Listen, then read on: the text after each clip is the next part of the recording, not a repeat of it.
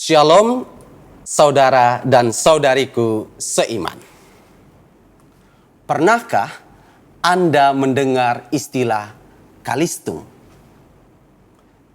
Istilah ini bukan berasal dari bahasa asing, tetapi merupakan sebuah akronim dari membaca, menulis, dan berhitung. Kalistung dikenal sebagai kemampuan dasar yang harus dimiliki oleh seorang anak sejak dini. Kemampuan ini perlu dikembangkan dengan baik, sebab tahapan demi tahapan pendidikan selanjutnya sungguh menuntut penguasaan kemampuan ini. Karena itu, siapapun yang berhubungan dengan pendidikan anak usia dini memiliki tanggung jawab yang besar untuk memastikan kalistung ini dipelajari secara serius.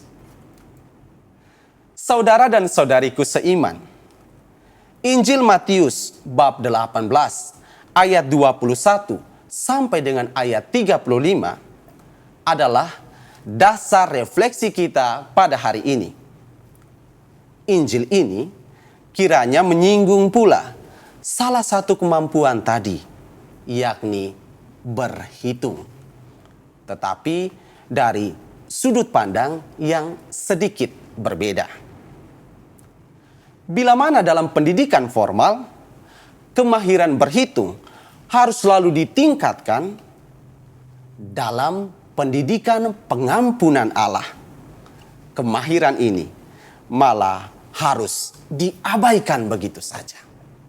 Apa maksudnya? Yesus mengajari para muridnya untuk jangan pernah sekalipun menghitung pengampunan kepada orang lain.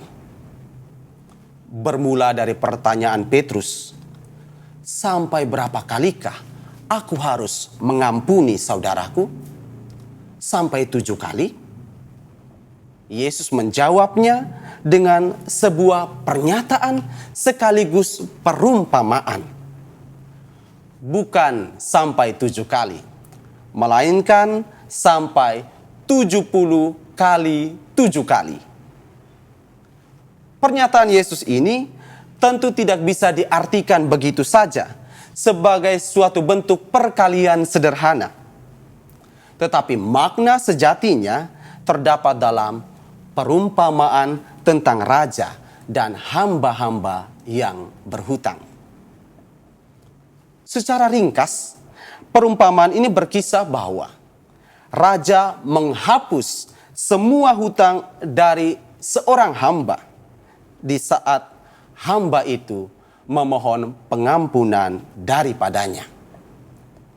Raja berbuat demikian karena ia tergerak oleh rasa belas kasihan. Akan tetapi, hamba yang sama itu sama sekali tidak berlaku demikian seperti sang raja terhadap hamba lain yang berhutang kepadanya, betapapun telah dimohon pengampunan pula. Ia tetap menuntut kawannya, bahkan menjebloskannya ke dalam penjara. Padahal hutang kawannya tidak lebih besar daripada hutangnya kepada sang raja. Maka raja yang menjumpai kenyataan ini murka terhadap hamba itu. Alasannya adalah si hamba sama sekali tidak memiliki rasa belas kasihan kepada kawannya. Bahkan ia pun tidak tahu bersyukur atas pengampunan yang diberikan kepadanya. Syukur atas pengampunan sejatinya harus ditampilkan juga dalam sikap mengampuni sesama yang bersalah. Bukan kita malah sibuk menghitung-hitung kesalahan dan membuat aneka perhitungan keji.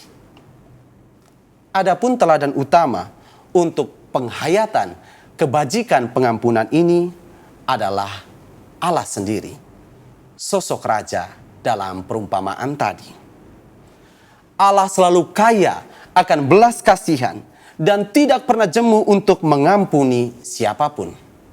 Karena yang dikedepankan Allah adalah kehidupan, bukan kebinasaan.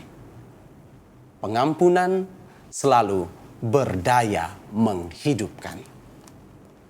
Karena itu saudara dan saudariku seiman, alangkah indahnya jika masa tobat ini dihayati pula dengan kesediaan untuk saling mengampuni.